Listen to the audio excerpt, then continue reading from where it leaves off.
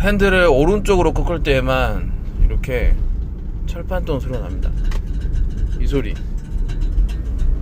또 정차 중에는 소리가 안 나고, 이게 오른쪽으로 꺾을 때만 소리가 나는데 도무지 리프트를 띄워서 봐도 어딘지 파악을 할 수가 없어요. 여기서 오른쪽으로 많이 꺾으면 소리 납니다. 이렇게 철판 떠는 소리 같은데, 진짜 모르겠네. 차에서 소음이 나가지고 결국에 카센터에 입고를 했습니다. 시작한 카센터에서는 사장님께서 말수는 많지는 않으셨지만 굉장히 꼼꼼하게 차를 봐주셨고, 리프트에 띄어서 하부를 살펴보니까 일본 소음기가 조금 상태가 좋지 않았었습니다. 일본 소음기를 교체를 해봐야겠다라고 생각을 했는데, 제가 가지고 있는 일본 소음기의 모양이 이 차의 소음기의 모양과는 좀 다른 형태로 되었더라고요.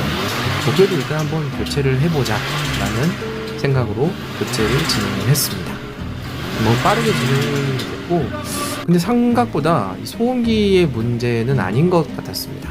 이 소음기가 이 겉면에 부식이 조금 있기는 하는데, 저거는 방열판이고요. 가장 중요한 거는 셀 모터이지 않을까라는 생각이 들었습니다.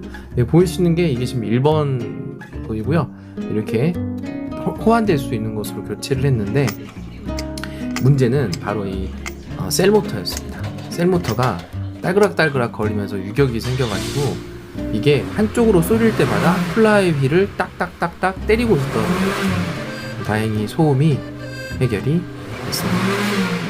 사장님께서도 굉장히 잘 점검을 해주셨고, 마침 이 뒤쪽에 보이는 이 사이드 브레이크 로드인데, 이 로드가 자꾸 고착이 되는 증상이 있었어요.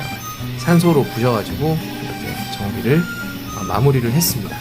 정말 기분 좋은 정비였고, 깔끔하게 정비가 잘 돼서 기분이 좋았습니다. 여기서 진공이 좀 샜는데 잘라가지고 다시 붙였습니다. 이거는 뭘까요? 이 필터 같은 게 하나가 있는데, 이 필터가 좀 궁금하네요.